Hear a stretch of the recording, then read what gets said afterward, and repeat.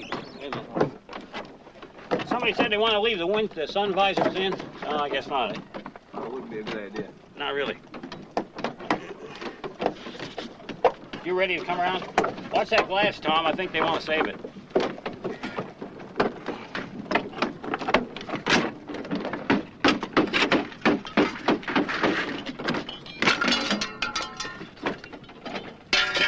Well, Tom, I believe this car is going to fall apart.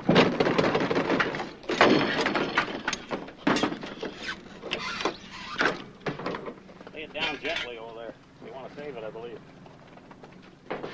I want to tell you, I'm going to show you something. It's an old car, you know, and cars are hard to get. We're in Halifax, Nova Scotia. People, like everywhere, they're holding on to their cars.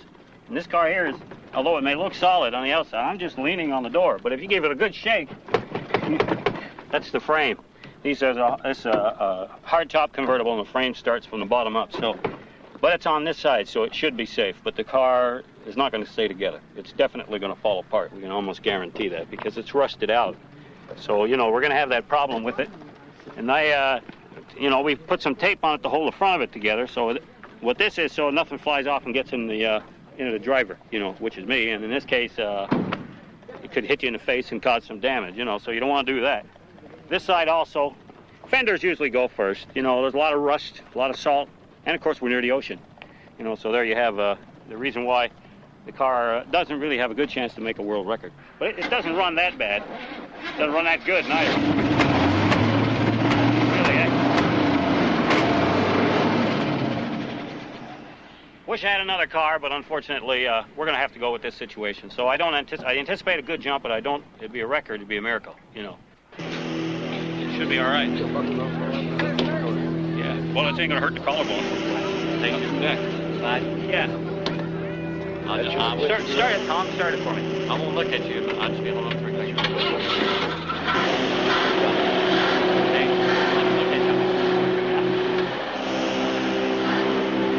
Ready? Okay, Randy. Have a good ride, man.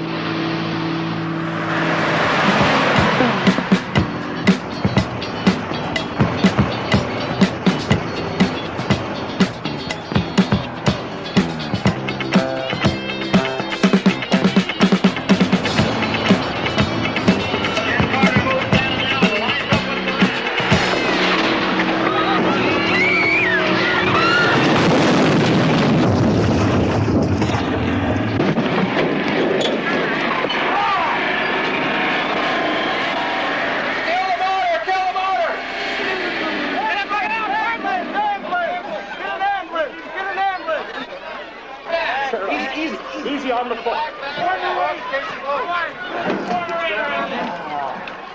I see that? Yeah. Go and tell the people. Tell them not to go away. Tell them not to go away. Don't go away! Easy on the foot. Just leave it, man. Where's the ambulance crew? Where's the ambulance crew?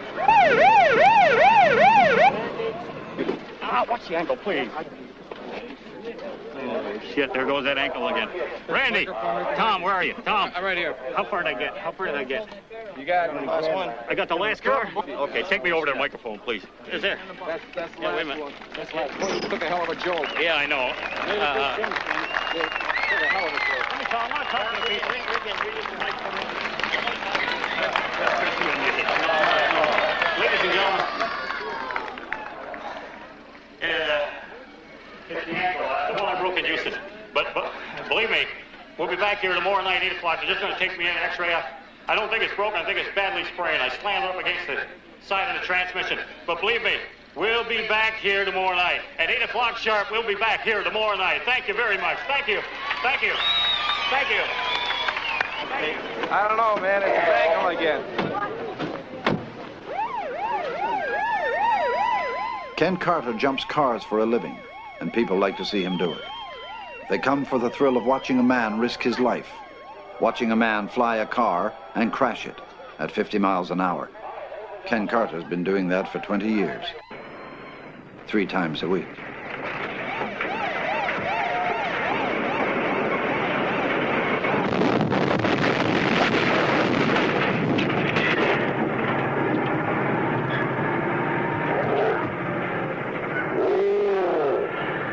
Tonight, Ken flew a 64 Chevy 125 feet and smashed up his ankle.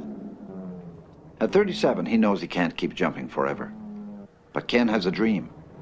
Before he's finally through, Ken Carter wants to amaze the world. Ken's dream starts here on a street in Montreal. He has put all his money, $30,000, into this car. It's no ordinary car.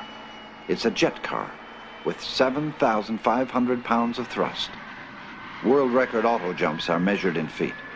125, 140, even 180 feet. But Ken Carter wants to jump much further. He wants to jump a car a mile. The St. Lawrence Seaway. On one side, Canada. On the other, the United States. This is the place Ken's chosen for his mile-long jump. As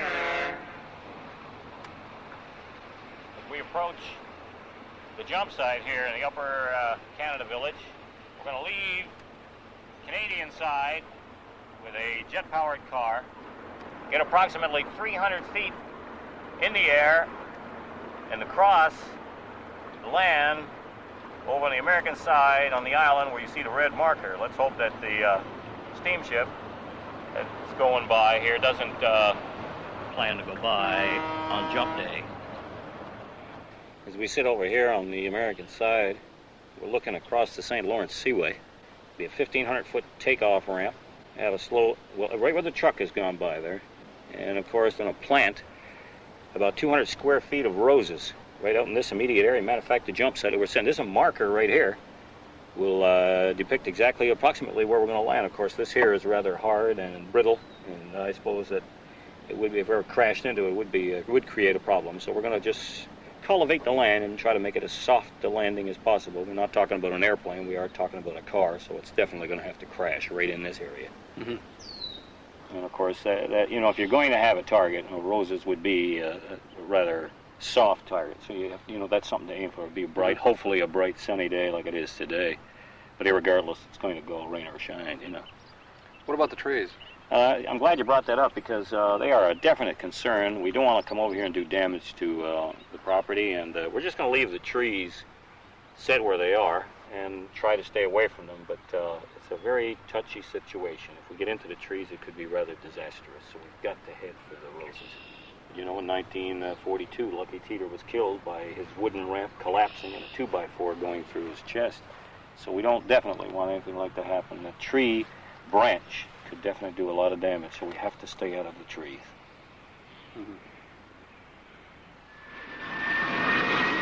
The jet car looks good and sounds better, but it'll never jump a mile.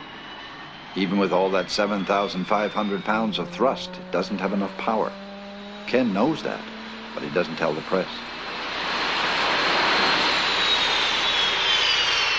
This car is just a gimmick to raise money. And Ken needs a lot of money, at least $250,000.